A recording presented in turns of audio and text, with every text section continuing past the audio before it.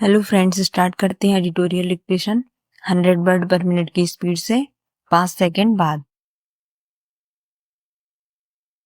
Start.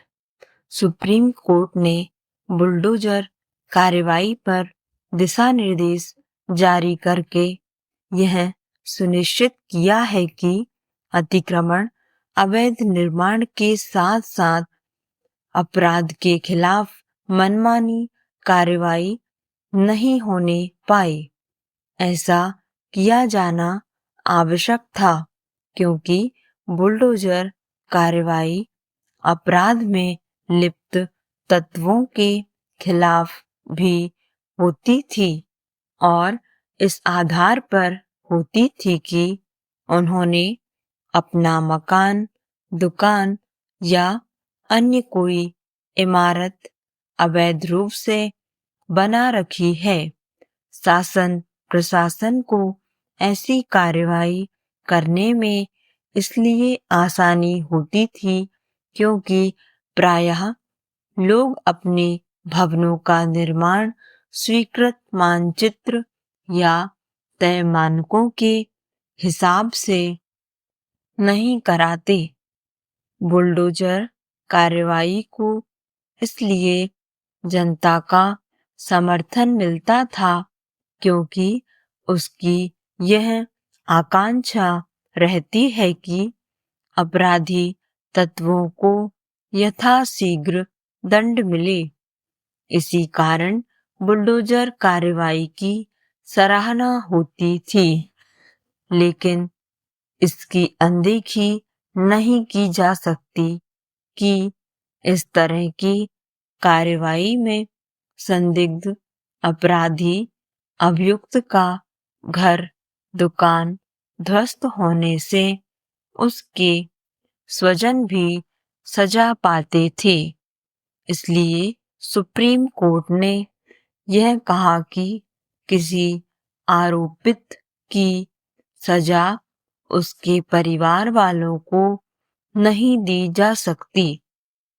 Supreme court ने जो दिशा निर्देश जारी किए उनके आधार पर इस नतीजे पर भी नहीं पहुंचा जाना चाहिए कि अवैध निर्माण और अतिक्रमण करने वालों के खिलाफ बुलडोजर कार्रवाई का रास्ता बंद होने जा रहा है।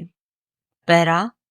सुप्रीम कोर्ट के दिशा निर्देशों से यह स्पष्ट है कि अनाधिकृत निर्माण के खिलाफ नोटिस भेजने और मामले की सुनवाई करने के बाद बुलडोजर कार्रवाई संभव है।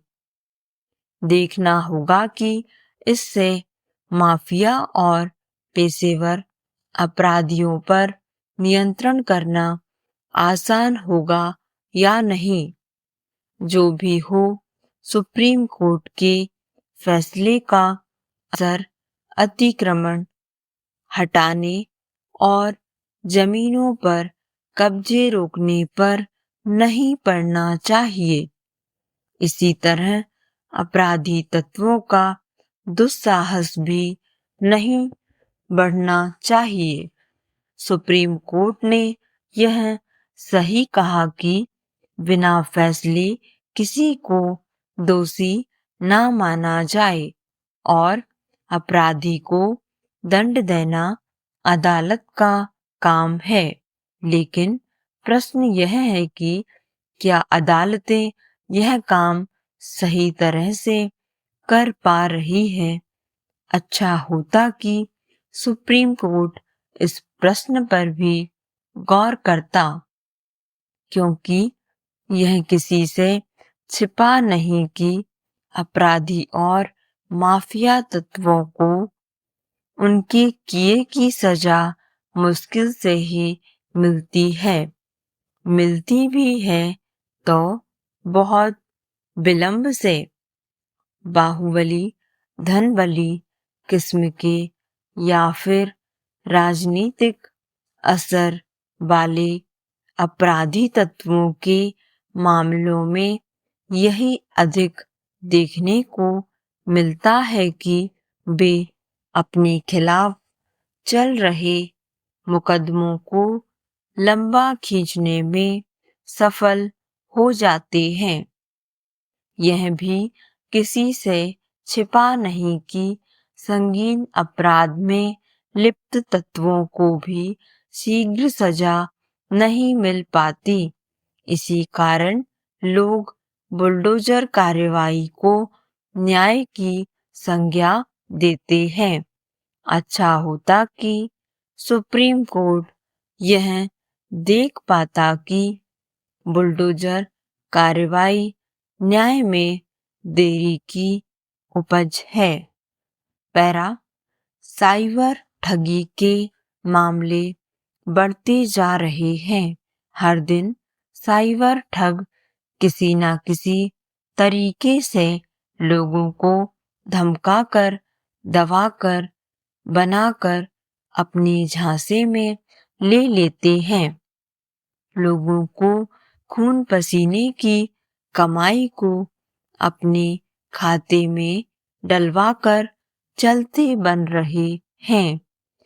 इसी कड़ी में हाल ही में चर्चित हुआ डिजिटल अरेस्ट करने का तरीका ठगों के तर्कस में ठगी का नया तीर है। इसके जरिए ठग लोगों को अपनी बातों में फांसकर खतरे की बात कहकर झांसे में लेते हैं। लंबे समय तक वीडियो कॉल के जरिए फांसकर लाखों की राशि उड़ा लेते हैं। ठगी के इस खेल में साते ठग पहचान बदलते हैं। सुप्रीम कोर्ट ने दिल्ली में जानलेवा प्रदूषण के दौरान जमकर हुई पटाखेबाजी पर तल्ख टिप्पणी की है। प्रदूषण संकट को देखते हुए इस टिप्पणी से सहमत हुआ जा सकता है कि कोई भी धर्म प्रदूषण फैलाने वाली गतिविधि को प्रोत्साहित नहीं करता।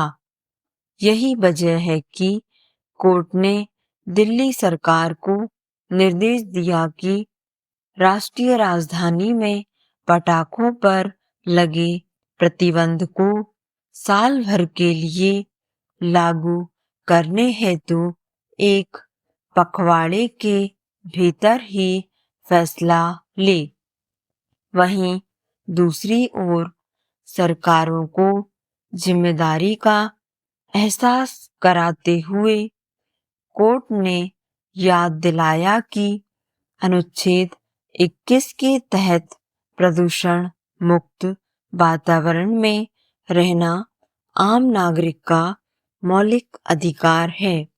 वहीं कोर्ट ने धर्म की वास्तविक व्याख्या को बताते हुए स्पष्ट किया कि किसी भी धर्म द्वारा किसी ऐसे काम को प्रोत्साहित नहीं किया जाता है जो समाज या व्यक्ति के लिए नुकसानदायक हो।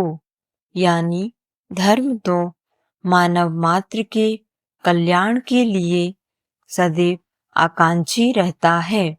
निश्चित रूप से अदालत ने स्पष्ट संदेश देने का प्रयास किया कि किसी सामूहिक या व्यक्तिगत खुशी के लिए विषम परिस्थितियों में पटाखे चलाना दूसरे व्यक्ति के नागरिक अधिकारों का भी हनन है।